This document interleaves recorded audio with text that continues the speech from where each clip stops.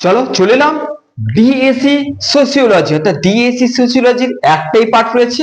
Bardhaman university আন্ডারে সমস্ত কলেজের জন্য এই সাজেশনসটা একদম পারফেক্ট। এবং এই যে সাজেশনস তোমাদের আজকে দিচ্ছি সোসাইটি ইন ইন্ডিয়া অর্থাৎ যেহেতু একটাই পার্ট রয়েছে, সোসিওলজি সাজেশনস দেওয়ার আগে একটাই গুরুত্বপূর্ণ কথা বলবো, এই সাবজেক্টের যে কোশ্চেন্স গুলো আমি দিচ্ছি আবার আজকে দেব, এবং তোমরা কিন্তু এই সোসিওলজি আমি দিচ্ছি বলে আজকে শুরু করছো এরকম নয়, তোমরা পড়ছো। দেখবে কোনো কোশ্চেন্স দেখবে পল সায়েন্সের মতন, কোনো কোশ্চেন্স দেখবে ভূগোলের মতন, মানে কোশ্চেন্স গুলো এই সাবজেক্টে দেখবেন একটু মিক্স আপ করে রয়েছে। ওকে, তো যদি তোমরা ওই ভূগোল পল সায়েন্স এইগুলোতে একটু জ্ঞাতজ্ঞ হও এবং তোমাদের বাস্তবিক যদি জ্ঞান থাকে এবং বানানোর ক্ষমতা থাকে, তাহলে এই সাবজেক্টের কোশ্চেন্স গুলো তোমরা নিজেরাই বানাতে পারবে, নিজেরাই বানাতে পারবে।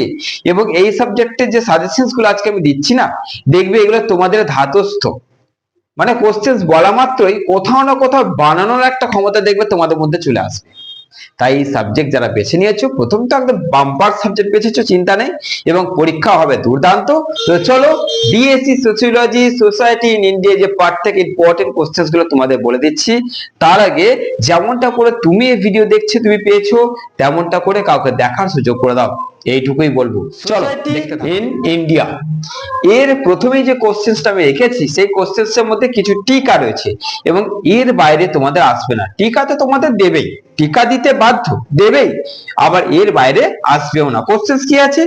বর্ণ কি, শ্রেণী সম্বন্ধে লেখো, জাতির বৈশিষ্ট্য লেখো, যৌথ পরিবার কি, জ্ঞাতিত্ব কি, বহির্বিবাহ অন্তর্বিবাহের মধ্যে পার্থক্য আলোচনা করো, জমিদারি ব্যবস্থা কি, একক পরিবার কি।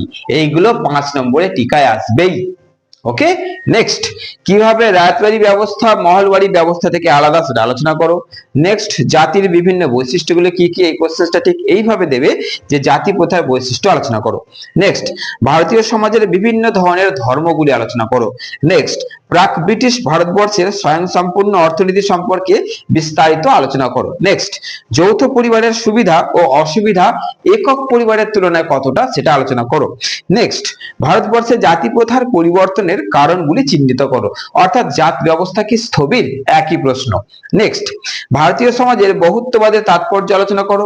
পরের প্রশ্ন ভারতীয় পরিবারে এবং সমাজে পরিবর্তনশীল কাঠামো এবং কার্যাবলীগুলো আলোচনা করো। ওকে, ভারতীয় সমাজ ও পরিবারের যে পরিবর্তনশীল কাঠামো ও কার্যাবলী আলোচনা করো। এই কোশ্চেনটা একটু আলাদাও দিতে পারে যে ভারতীয় পরিবারের পরিবর্তনশীল কাঠামো কার্যাবলী আলোচনা করো, বা ভারতীয় সমাজের পরিবর্তনশীল কাঠামো কার্যাবলী আলোচনা করো। এইভাবে দুটোকে আলাদা দিতে পারে, একসঙ্গে দিতে পারে। আর লাস্ট কোশ্চেন ভারতীয় সমাজে ব্রিটিশ শাসনের প্রভাব আলোচনা করো। ব্যাস, এই কটা কোশ্চেন্স আমি সোসিওলজি থেকে অর্থাৎ সোসাইটি ইন ইন্ডিয়া এই পার্ট থেকে এই কটা কোশ্চেন্স রেখেছি। এই কটা কোশ্চেন্স করলে এই পার্ট থেকে তোমাদের চিন্তা তো থাকছেই না, পরে হচ্ছে পরীক্ষা তোমাদের যথেষ্ট ভালো হবে।